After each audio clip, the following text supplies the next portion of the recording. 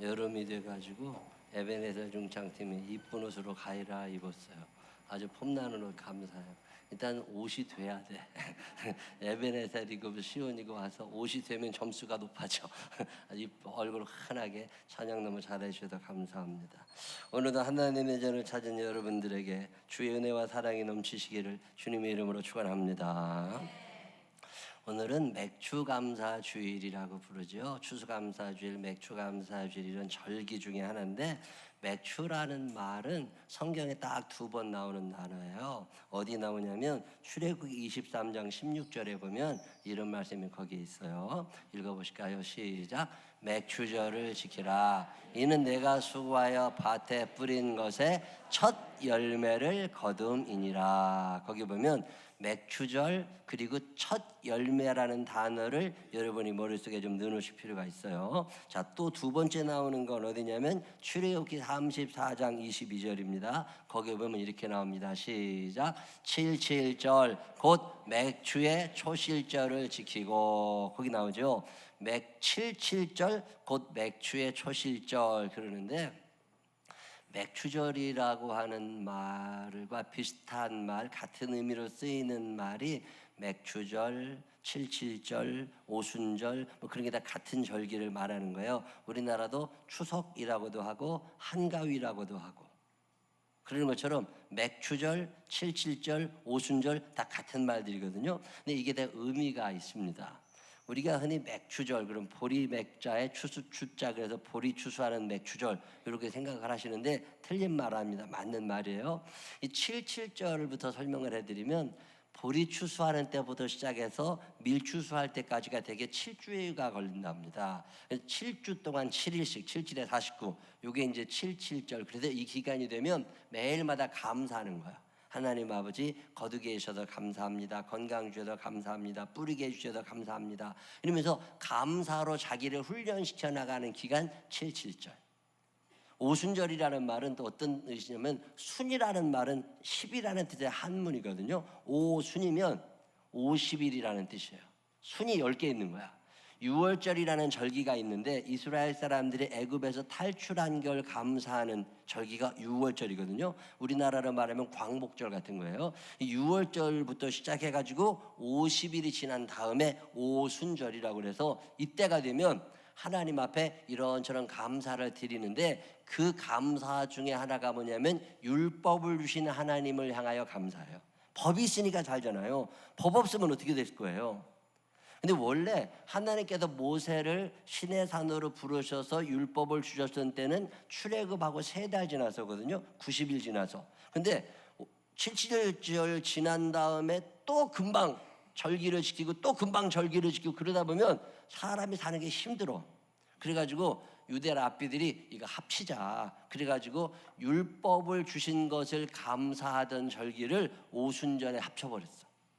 그래가지고 77절이라고도 하고 오순절이라고 하던 이때가 되면 율법을 주신 하나님께 감사하고 첫 열매를 주신 하나님께 감사하고, 요거 신약 성경으로 넘어오면 이 오순절 날에 성령님이 임하시죠. 그래서 오순절은 여러 의미가 있습니다. 맥추절, 오순절, 칠칠절 다 같은 날이야. 요 같은 날인데 의미는 다양해요. 오늘 이 의미를 여러분에게 설명을 해드리면서 같이 은혜를 나누려고 그럽니다. 이 맥추절의 의미를 잘 깨달아서 하나님 앞에 바른 감사를 드릴 수 있는 우리들 되시기를 주님의 이름으로 축원합니다.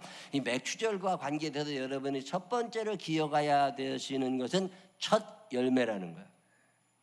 이스라엘 사람들이 광야에 살 동안에는 농사를 안 지었습니다. 하나님이 만나를 내리셔도 그걸 먹고 살았거든요. 근데 가나안 땅에 정착한 다음에 농사를 지어가지고 첫 열매를 따게 된 거예요. 포도를 땄어요? 아니면 곡식을 거두어 드렸습니다. 그러면 이게 내가 한 거냐고.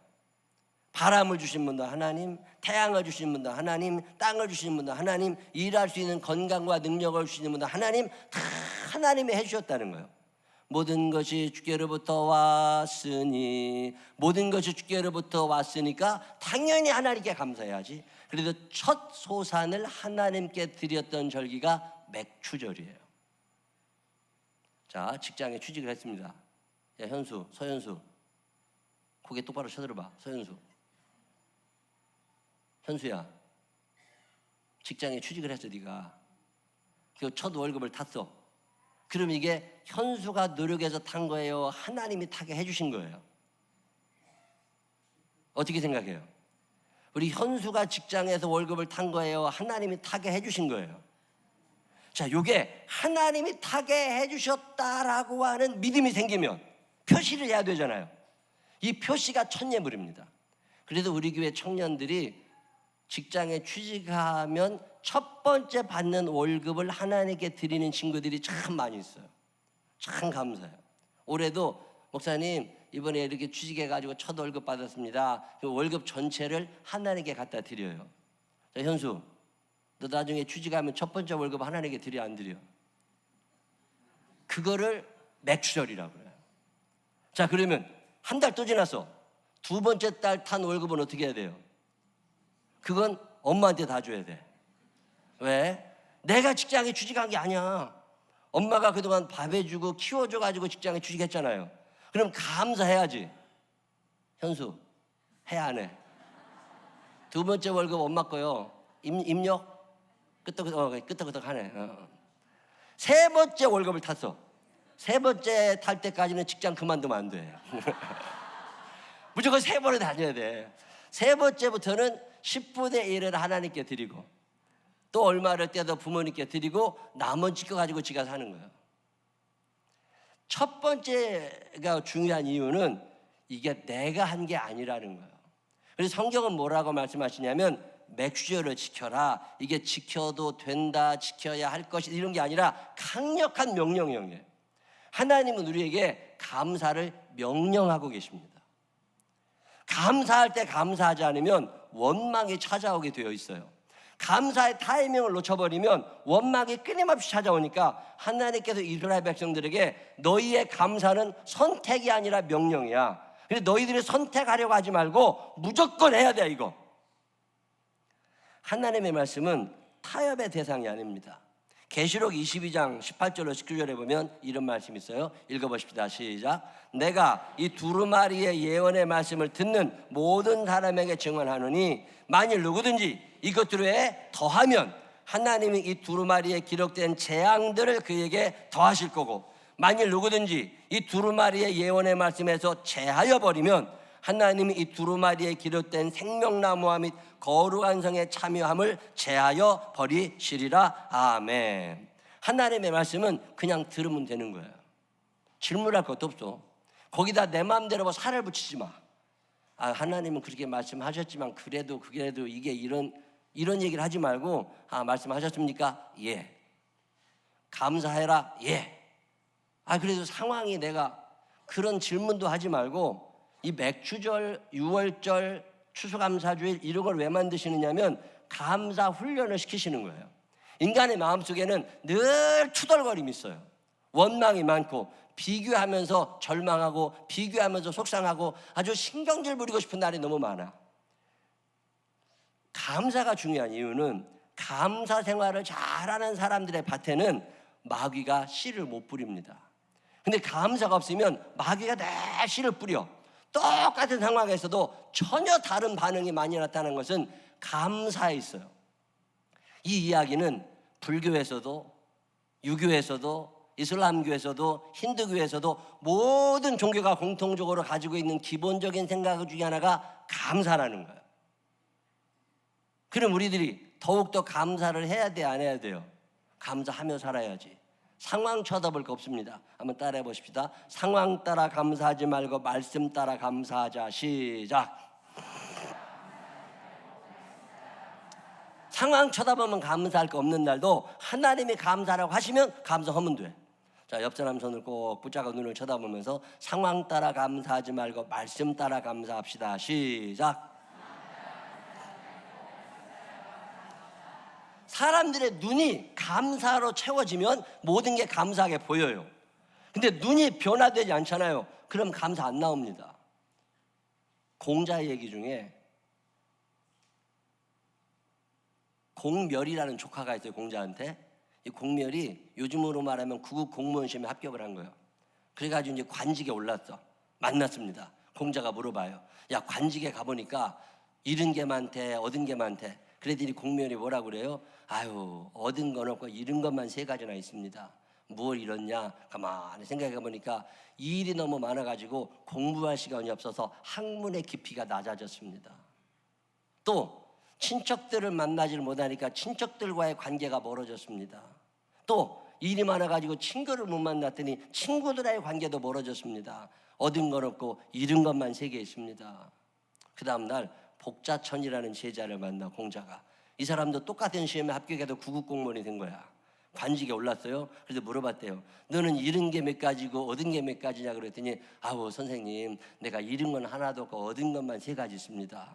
너는 뭘 얻었냐 물어봤더니요, 공부할 시간은 없지만 그동안 공부한 것을 이 일을 통해 가지고 적용을 할 수 있다 보니까 학문의 깊이가 깊어지더라는 거예요. 친척들에게 월급을 받아가지고 돈을 얼마라도 나눠주다 보니까 친척들과의 거리감이 굉장히 가까워졌다고 그러더래요. 바쁜 와중에 시간을 내서 친구들을 만나다 보니까 친구들의 소중함이 더 커졌다고 그러더래요. 그러면서 잃은 건 없고 얻은 것만 3가지 있다고. 자, 똑같은 시험에 합격해서 똑같은 직장에 다녀. 근데 눈이 전혀 다른 거예요. 여러분 어떤 눈을 갖고 계세요? 감사의 눈을 갖게 되시기를 바랍니다. 이게 내 능력으로 잘 안 되니까 성령님 도와주세요. 제 눈이 바뀌게 해주세요. 자, 자기 스스로를 봐도 나는 좀 투덜이 기질이 있어. 그런 사람들은 아멘 한번 해봐. 이런 사람들은 뭐라고 기도해야 돼요? 하나님, 내 입에서 방정 떨지 않게 해달라고, 내 입이 감사로 가득 차게 해달라고 기도해야 됩니다. 신명기 28장 1절로 6절에 네가 내 하나님 여호와의 말씀을 삼가 듣고 내가 오늘 내게 명령하는 그의 모든 명령을 지켜 행하면 감사해. 예. 맥주 감사 천예물 하나님께 드려. 예. 그렇게 하면 내 하나님 여호와께서 너를 세계 모든 민족 위에 뛰어나게 하실 것이라. 내가 내 하나님 여호와의 말씀을 청종하면 이 모든 복이 내게 임하며 내게 이르리니. 읽어봅니다. 3절부터 시작. 성읍에서도 복을 받고 들에서도 복을 받을 것이며 내 몸의 자녀와 내 토지의 소산과 내 짐승의 새끼와 소와 양의 새끼가 복을 받을 것이며 내 광주리와 떡반죽 그릇이 복을 받을 것이며 내가 들어와도 복을 받고 나가도 복을 받을 것이니라. 아멘. 이 복이 임하시기를 주님의 이름으로 축원합니다. 감사하는 자들에게 주시는 축복이에요. 꽤 오래전에 모자에 제라늄 꽃을 꽂고 행복하게 살아라, 그런 책 있어요. 바바라 존슨이라는 여자가 쓴 책인데, 이 여자가 머리에 꽃을 꽂고 행복하게 웃으며 살아가라고. 얼마나 행복하면. 책을 읽어요. 그 책의 내용이 어떤 거냐면, 이 여자가 결혼해가지고 아들들만 있었는데 잘 키웠어요. 청년들이 다 됐는데 이제 결혼도 하게 되고 그쯤 됐는데, 어느 날 남편이 집에 퇴근을 하다가 교통사고가 나가지고 식물인간이 됩니다. 남편이 식물인간이 되니까 야, 이거 이제 어떻게 사냐, 아주 깝깝하죠. 그러던 와중에 큰아들이 음주운전하던 차에 치여서 죽었어요. 자, 남편은 식물인간이 됐지, 큰아들은 음주운전 사고가 일어나서 피해자가 돼도 죽었지. 이게 사람이 그러면 좀 이상해지지 않겠습니까? 그런 와중에 둘째 아들이 동성연애자가 돼가지고 가출을 해버렸어. 그게 여자가 제정신이 아닌 거예요. 그러다가 셋째 아들이 월남전에 참전했다가 전사했다는 통지를 받았어. 그러니까 이게요, 사람이 미친다네요. 그러다가 이 어렸을 때부터 믿음을 가진 사람인데, 믿음은 뭐로 가죠? 이럴 때 믿음 써먹으라고 있는 거지. 그래가지고 이 믿음을 활용해서 내가 뭔가를 해봐야 되겠다. 자기 자신만 보며 살았던 인생, 우리 가족만 보며 살았던 인생, 어떤 하나님의 큰 뜻 안에 있을 거니까 내가 좀 눈을 떠서 프레임을 좀 바꾸고 새로운 인생을 한번 살아봐야 되겠다. 그래서 어차피 죽은 아들은 죽은 아들이고, 무슨 생각을 했느냐면, 월남전에 참전해도 죽은 아들이 우리 아들뿐인가? 몇 명쯤 될 것 같아요? 50만 명 있더랍니다. 그래서 그들의 부모님들과 연락하는 네트워크를 구성해가지고 월남전에도 자녀 잃은 사람들을 위한 모임을 만들었어요. 그래가지고 그 모임에 다니면서 서로 이야기하고 친해지고 위로를 받고 무슨 정부의 보상도 요구하기도 하고 이런 일을 하기 시작한 거예요. 또 교통사고로 죽은 사람이 한둘인가? 우리 아들밖에 없나? 또 있겠지. 그래도 찾아내 보니까 어마어마하게 많더랍니다. 그 사람들에게 위로 편지를 쓰기 시작한 거예요. 우리 남편은 이런 상황이고, 우리 아들은, 막내 아들은 월남전에 가서 죽었고, 우리 둘째 아들은 동성연애자가 돼가지고 지금 집 나가서 나는 살 맛이 안 나지만 내가 하나님의 말씀으로 다시 살려고 하는데 당신도 힘을 내시라고, 그래도 나보다는 낫지 않겠느냐고, 그러면서 편지를 써서 쫙 네트워크가 또 만들어진 거예요. 그리고 열심히 강연도 하러 다니고 긍정적으로 하나님 뜻 안에서 살려고 애를 쓰는데, 어느 날 하나님께서 기특하게 여기시고 식물인간이던 남편이 움직이기 시작하더라는 거예요. 와, 이런 기적이. 그리고 얼마 지나지 않았는데 동성연애자로 나가 있었던 아들이 동성연애를 정리하고 집으로 들어왔어. 그래서 그 여자가 그런 얘기 하는 거예요. 모자에 꽃을 꽂고 행복하게 살아가라. 내가 제일 슬프다고 생각하는 그 순간에도 하나님이 감사라고 하시니까 감사의 제목을 들고 감사해봐라. 우리 생명나무교회 모든 교우들이 이 감사라는 명령에 순종해서 감사하며 살아갈 줄 아는 믿음의 사람들이 되시기를 주님의 이름으로 축원합니다. 맥주절의 첫 번째 의미는 첫 소산인데, 이 첫 소산뿐이 아닙니다. 하나님이 나와 함께 하시고 하나님이 여기까지 인도하셨다고 하는 믿음의 고백을 이 맥주 감사의 하나님께 드리는 거예요. 2019년 1월부터 6월까지를 살아보니까 참 감사한 게 너무 많아요. 똑같은 세상을 살아도 어떤 사람은 원망이 많아. 근데 성령님이 내 안에 계신 사람들은요, 감사의 제목이 점점 많아집니다. 제가 우리 집사람에게 얼마 전에 그랬다니까요. 감사한 건 너무 많다. 나 이번 맥주 감사절에 감사의 예물을 좀 넉넉히 드리려고 그런다. 하나님 너무 감사하다. 여러분의 눈이 감사의 눈으로 달라지게 되시기를 주님의 이름으로 축원합니다. 감사는 선택이 아니라 명령, 의무입니다. 감사할 줄 아는 사람들 되시기를 주님의 이름으로 축원합니다. 두 번째 맥주절, 이 오순절의 의미 중에 하나가 뭐냐면 율법을 주신 것에 대한 감사예요. 여러분, 법이 있다는 게 얼마나 좋은 줄 아세요? 법이 없으면요, 무법천지가 되잖아요. 야, 대한민국 어마어마해질 겁니다. 법이 있으니까 우리가 살잖아. 우리나라에 5대 국경일 있는 거 아세요? 초등학교 때 시험 봤을 텐데. 5대 국경일 뭐예요? 국가의 경사. 추석은 아니야. 설날도 국경일은 아니야. 3.1절, 제헌절, 또 광복절, 개천절, 한글날, 이런 거를 5대 국경일이라고 그러잖아요. 근데 여러분 아세요? 이 5날 중에 빨간색 날이 아니고 검은색 날은 어떤 날이에요? 제헌절. 7월 17일은 안 놀아. 우리 어렸을 때는 놀았거든요. 근데 안 놀아. 휴일이 너무 많아진다고 뺐어, 그거를. 자, 그 말은 무슨 얘기냐면 대한민국 국회의원들을 포함한 모든 사람들의 머릿속에 법에 대한 소중함이 없다, 그 말이에요. 여러분이 법이 얼마나 중요한 줄 아세요? 이 법이 우리에게 있으니까 우리가 이만큼 사는 거예요. 또 제가 이 땅에 살면서 답답한 것 중에 하나가 뭐냐면 법이 있지만 안 지켜줘. 그리고 안 지켜도 괜찮아. 공권력이라는 게 대한민국이 크지 않아요. 자, 제가 미국에 가서 놀라는 것 중에 하나가 뭐냐면 다양한 인종, 흑인, 백인, 황인종 다 다양해. 그 어마어마하게 다른 사람들이 큰 나라에서 사는데 질서가 유지가 돼. 이 질서 유지의 근본에는 뭐가 있냐면 강력한 법 정신이 있어요. 법을 어겨요? 어마어마하게 벌금이 나옵니다. 우리나라는 벌금이 너무 적어. 그러니까 법을 우습게 한다니까. 미국에서 운전을 하다가 조그만 골목길에 그냥 지나칠 만한데 옆에 스탑 사인 있잖아요. 그럼 서야 돼. 아무도 안 봐도 서야 돼. 아무도 안 지나가도 서. 참 신기한 일은요, 다 서. 안 쓰고 쓰는 척하다가 가잖아요. 그거 한국 사람이야. 가보면 알아. 어지간하면 다 서. 스탑사인, 그 법정신이. 그리고 또 어기면 신고정신을 투철해가지고 누군가 금방 신고합니다. 벌금 억수로 나옵니다. 신호위반, 과속. 여러분, 이게 3만 원, 4만 원이 아니에요. 많은 때는 100만 원, 1000만 원도 나옵니다. 그러니 범법을 할 수가 없어요. 우리나라는 이게 안 됩니다. 우리나라는 피해자 위주, 범법자 위주의 법이 너무 발달해 있어서 내가 지지난주에 뉴스 보다가요, 화가 막 나더라니까. 2012 2002년 3월에 강남 도곡동에서 어떤 운전사가 운전을 하고 가다가 끼어들었어. 아무도 안 봤으면 얼마나 좋아. 해필 거기에 경찰이 있어가지고서 잡혔어요. 면허증 주시라고. 줘요 안 줘요? 안 줘. 이거요 가중처벌해야 됩니다. 근데 안 주고 버틴 거야. 안 주고 버텨. 10분을 실랭이를 하다가 이 사람이 면허증을 줬는데 경찰관이 그걸 가지고 이제 요새 PD에다가 꽂아가지고 딱지를 띄잖아요. 그래서 이거 딱지를 띄는 과정에 이 사람이 이걸 또 뺏어가 버렸어.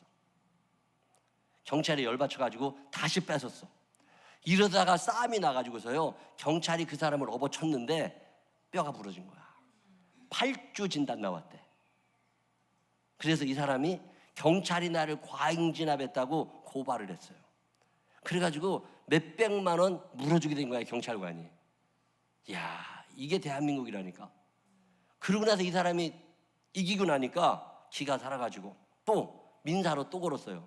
내가 이렇게 다쳐가지고 이 일을 못하게 됐으니까 보상금을 물어내라고. 그 사람이 연봉 한 2억쯤 되는 사람이라네. 그래가지고 14억 원을 물어내라고 국가와 경찰관을 고소했어요. 지지난주에 판결이 났습니다. 국가와 경찰관은 4억 3천만 원을 물어주라고. 난 이해가 안 돼. 4억 3천만 원 벌금을 때려도 시원찮아. 평생 감옥에 가뒀으면 좋겠어. 근데 대한민국은 법이라는 게 그런 나라예요.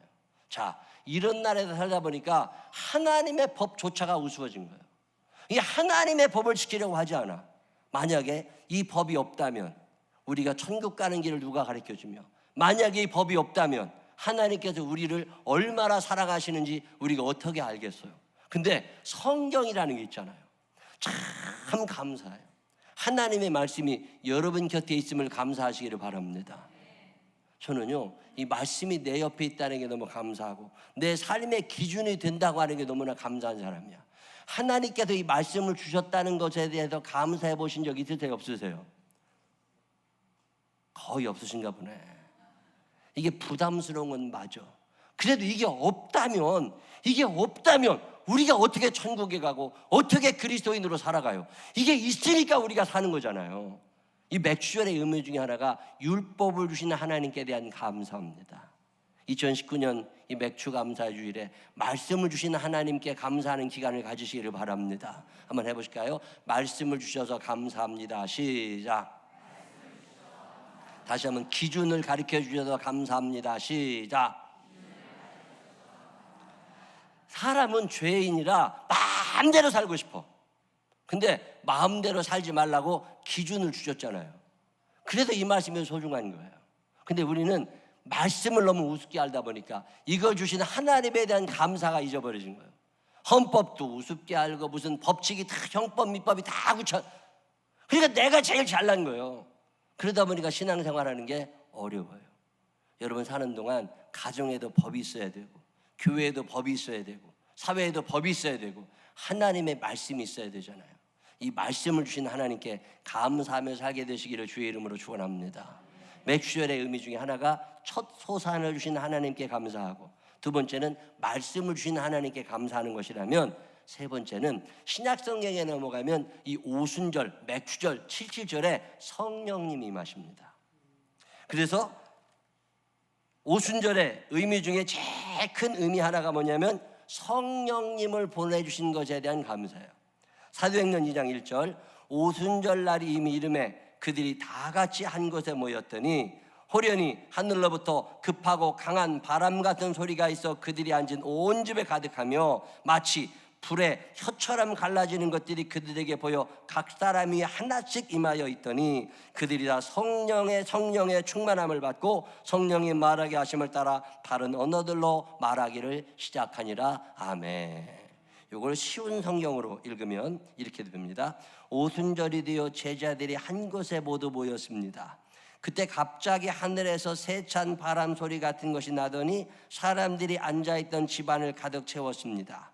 그리고 혀처럼 생긴 불꽃이 사람들 눈앞에 나타났습니다. 그 불꽃은 여러 갈래로 갈라져 그곳에 모인 한 사람 한 사람 위에 머물렀습니다. 사람들은 다 성령으로 충만해졌습니다. 그리고는 성령께서 말하게 하시는 대로 자기들의 언어와 다른 외국어로 말하기 시작했습니다. 성령의 임재가 오순절을 통해서 일어났다. 그래서 지금 현대 교회들은 맥추절의 의미 중에 하나가 성령 강림입니다. 로마서를 읽어보면 로마서 1장에서 3장까지 계속 하는 이야기가 뭐냐면 인간은 죄인이라는 거예요. 양심을 어기는 죄를, 율법을 어기는 죄를, 전통을 어기는 죄를 지으며 인간은 살아간다는 거죠. 그래서 너희는 죄인이야? 라고 하는 얘기를 쭉 하는 게 로마서 1장, 2장, 3장.